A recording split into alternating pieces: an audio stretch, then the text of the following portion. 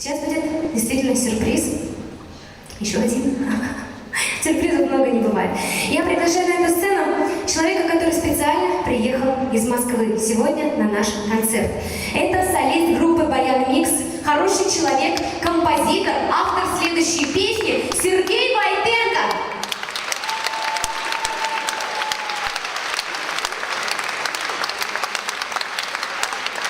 Друзья, я сначала нацелуюсь, а потом прошу любить и жаловать.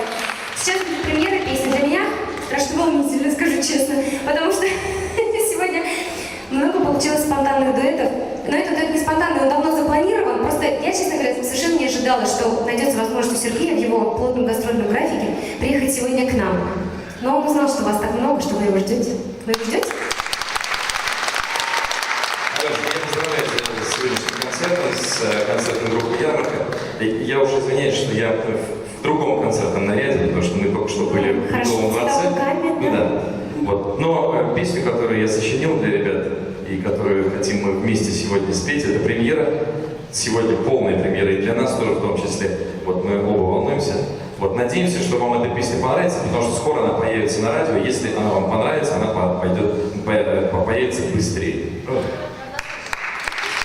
Песня такая ближе к зиме, как раз очень теплая.